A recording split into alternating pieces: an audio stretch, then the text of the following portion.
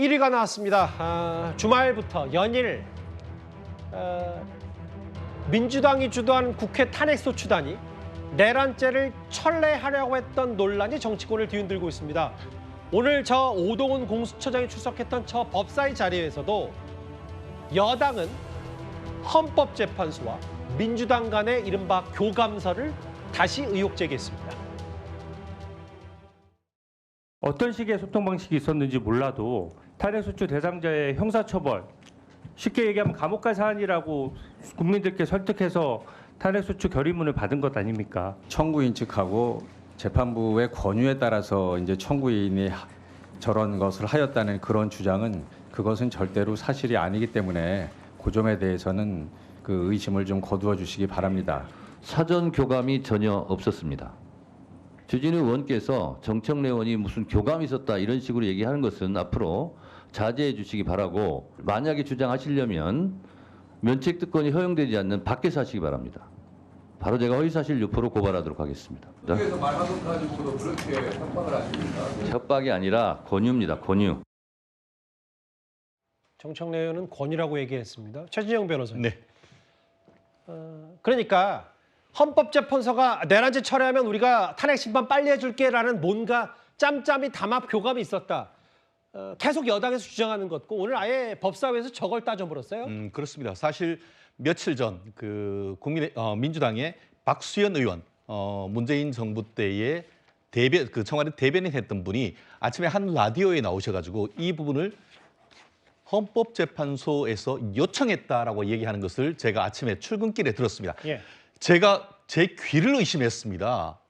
만약에 이 부분이 어떻게 보면 헌법재판소 제2차 변론 준비기일에서 어떻게 보면 주심과 또 그리고 수명 법관이 공식적인 절차에서 소송 지휘권에 근거를 했다고 한다고 하면은 아무런 문제가 될 것이 아닙니다. 왜냐하면 그 소송 지휘권은 어떻게 보면 그 절차에서의 헌법재판소 권한이기 때문에. 예. 그런데 1, 2차 어떤 변론 준비 절차를 하는 과정에서 단 한 번도 이와 같은 얘기를 들어본 적이 없습니다. 그런데 외부에서 아까 얘기하신 것처럼 국회 소추단에 있는 이 소추단 대리인께서 어떻게 보면 그 헌법재판소에서 그와 같은 얘기가 있었다는 것이고, 더불어서 예. 방송에서 민주당의 박수현 의원께서 헌법재판소에서 요청했다라고 하는 얘기를 직접 했습니다.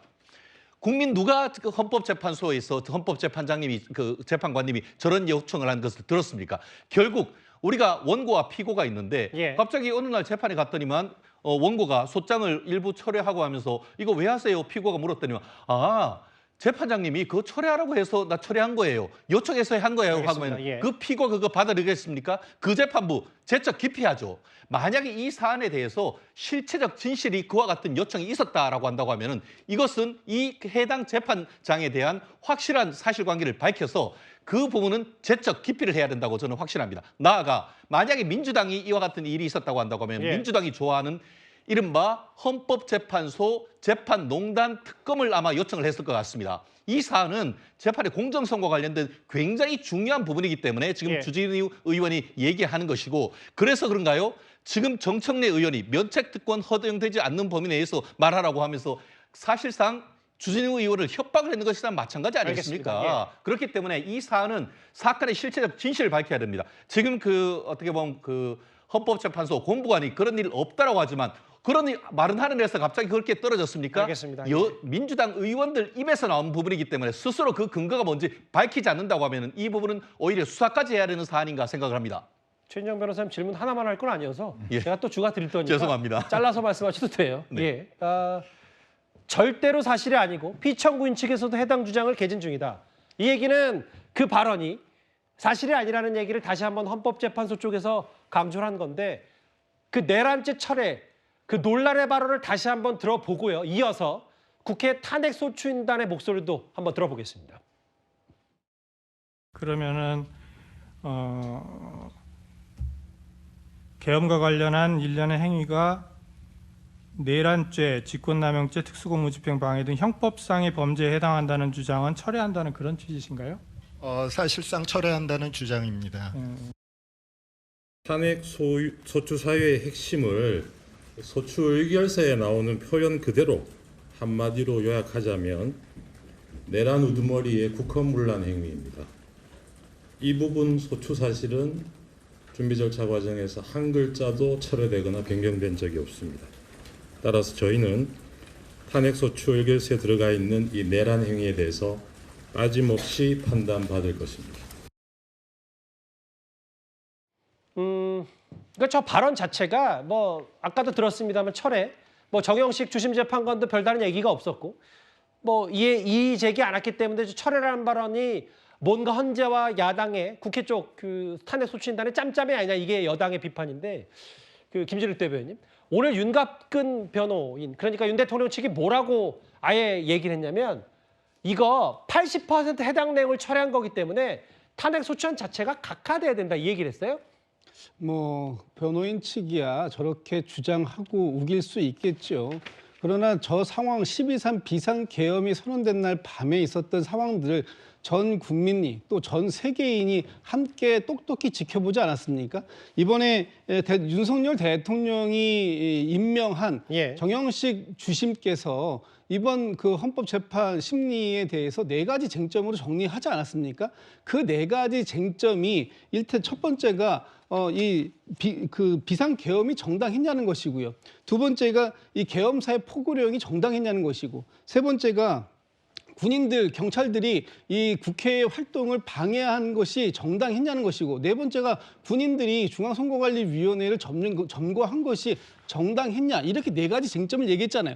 그 쟁점을 판단하기 위해서는 반드시 사실관계가 확인이 돼야 됩니다. 그리고 그 사실관계에서 내란이라고 얘기하는 것, 국헌문란 행위가 있었냐, 폭동이 있었냐 하는 부분에 대한 사실관계는 다 정리가 돼야지 이 4가지 쟁점을 확인할 수 있겠죠. 그렇다면 지금 이 내란 행위에 대해서 전혀 빼놓은 사실관계가 전혀 없어요. 그리고 또 한 가지, 저기 권성동 원내대표께서 2017년에 이렇게 말씀하셨지 않습니까?